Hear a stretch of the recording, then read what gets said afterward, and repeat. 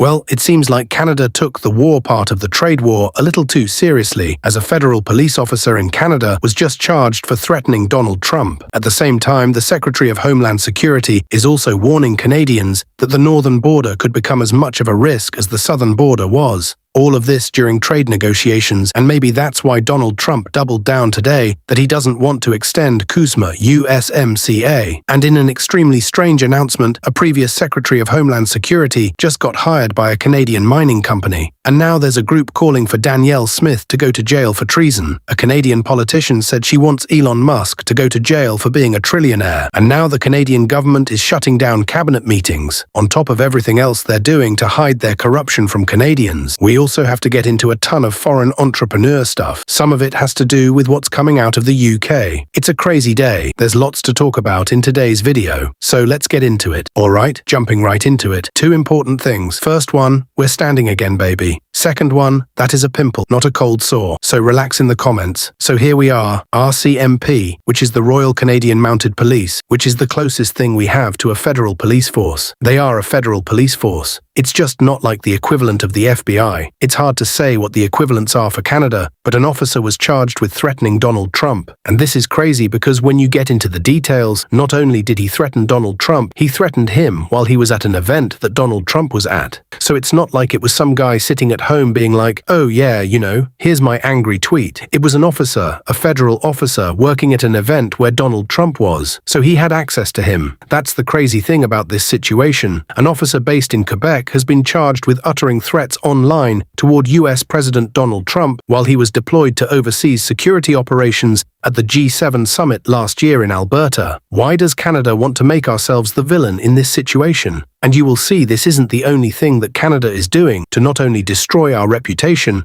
potentially throw off the trade negotiations, but we are constantly coming off on the worst end of all of these situations. And it's behavior happening on the Canadian side of the border. Is it happening from Canadians? That's the question. Because according to the RCMP, the officer, 34-year-old Evanson D. Merles of St. John Salisho, Quebec, allegedly posted a video on his Snapchat account in which he made threatening comments towards the president. Zoink Scu de Merles has since been removed from his duties and faces one count of uttering threat. But here's the thing. The RCMP takes seriously any threat that can affect one's sense of security, the force said in a news release issued Wednesday. Well, maybe we should put our money where our mouth is and start calling out some of the absolutely useless Canadian Liberal politicians. Here we have Gary Anang Desiree, who's possibly top 5 worst politicians currently in the Liberal cabinet. Once again, this guy who's a Canada's safety minister has been connected to political enthusiast groups, terroristas, 3 different times. He's in charge of Canada's border security. So here we have the US Homeland Security Secretary, Mark Wayne Mullen, and he's talking to our own security minister. By the way, I said it a year ago, or I'm going to keep saying it. There is a legitimate chance that Canadians will be banned at the border, especially based on what he is saying here, because this is all about security at the northern border. And of course, it doesn't have anything to do with actual Canadians, but we are going to get the blowback from this going on the ground. We've seen more pressure coming across our northern border. We've arrested roughly 78 different nationalities coming across our northern border now. The biggest, well,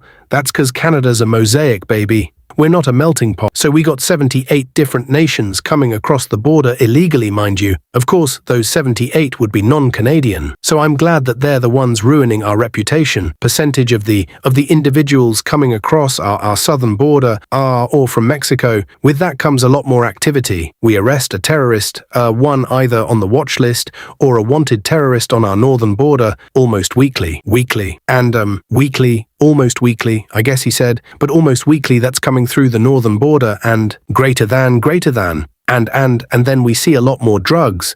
Over the last year, we've apprehended enough fentanyl that would kill 17 million Americans on our northern border. That's northern border. Once again, that's pretty insane because it used to be Los Drogas. Now it's hey drugs, hey, you want some Fenty, an increase. We see it constantly increasing, and so the cooperation between us and Canada is vitally important because we've dealt with it. We know what's going to happen. We see the amount of increase of criminal activity that's happening, and we see the same techniques that are on the southern border now are moving to the northern border. When you have 50, yes, that's definitely been happening, And we've covered it before because they're talking about the increase in cartel activity that's happening in Canada. We actually haven't caught that much fun powder that starts with an F coming into Canada. We get the precursors. They're actually finding an increasing of the manufacturing of it inside of Canada and then going down to the US. That's why there's not catching that much of it coming in directly. 5,400 miles with only less than 300 of it.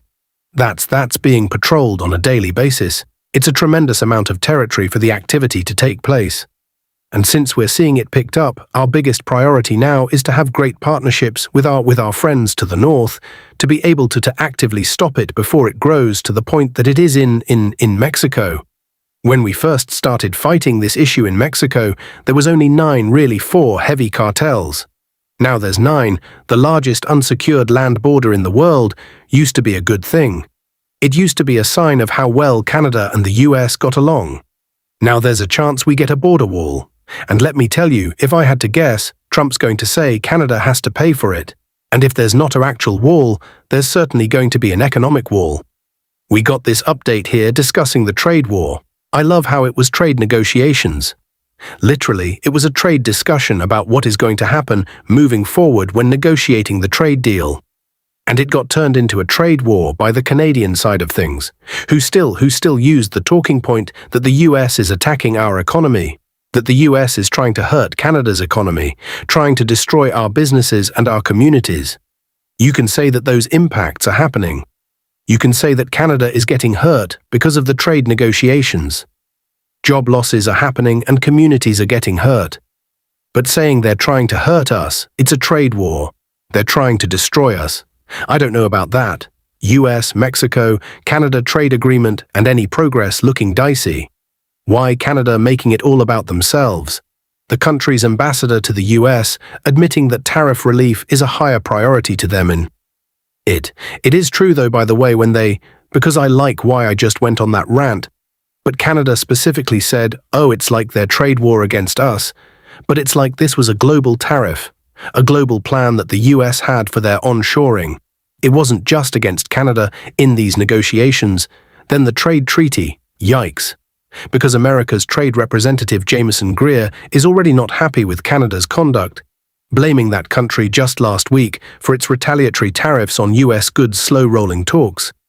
Here now to react to all of it. Unleash Prosperity co-founder Steve Moore. Steve, good to see you as always.